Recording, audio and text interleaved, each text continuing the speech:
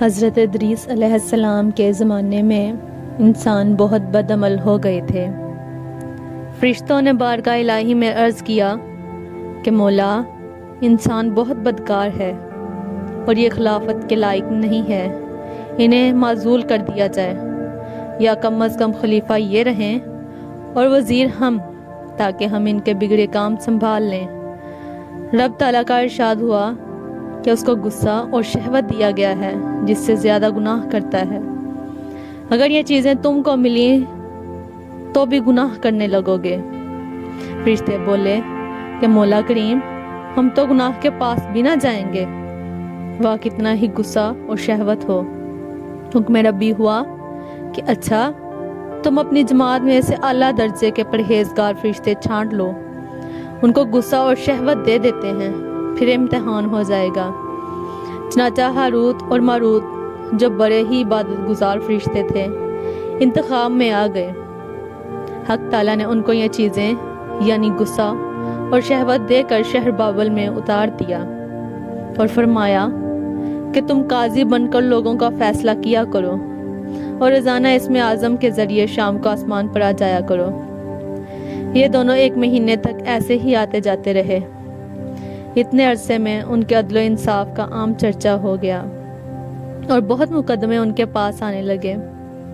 ایک روز ایک نہایت حسین و جمیل عورت نے، جس کا نام زہرا تھا، یہ ملک فارس کی رہنے والی تھی، اس نے اپنے خاوند کے خلاف مقدمہ دائر کیا۔ یہ دونوں اسے دیکھتے ہی عاشق زار ہو گئے اور اس سے برے کام کی خواہش کی۔ اس نے کہا، میرا دین کچھ اور ہے اور تمہارا دین کچھ اور اختلاف ہوتے ہوئے یہ نہیں ہو سکتا۔ نیز میرا شوہر بہت غیرت مند ہے، اگر اسے خبر لگ گئی تو مجھے قتل کر دے گا، لہٰذا پہلے تو آپ میرے بت کو سجدہ کرو اور پھر میرے شوہر کو قتل کرو، پھر میں تمہاری اور تم میرے۔ انہوں نے انکار کر دیا۔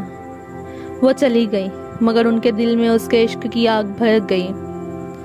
آخر اسے پیغام بھیجا کہ ہم تیرے گھر آنا چاہتے ہیں۔ سر آنکھوں پر یہ دونوں اس کے گھر پہنچ گئے۔ اس نے اپنے آپ کو آراستہ کیا اور ان سے بولی کہ یا تو آپ لوگ مجھے اسم اعظم سکھا دیں، یا بت کو سجدہ کریں، یا شوہر کو قتل کریں، یا شراب پی لیں۔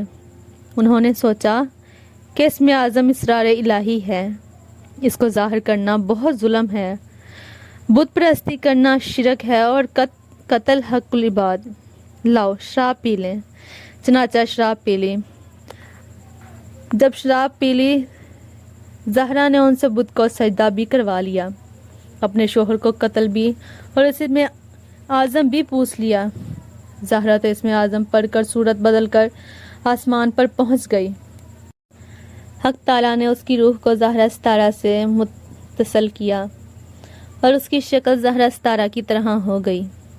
جب ان کا نشہ اترا تو یہ اسم اعظم بھول چکے تھے اور اپنے کیے پر نادم و شرمندہ تھے۔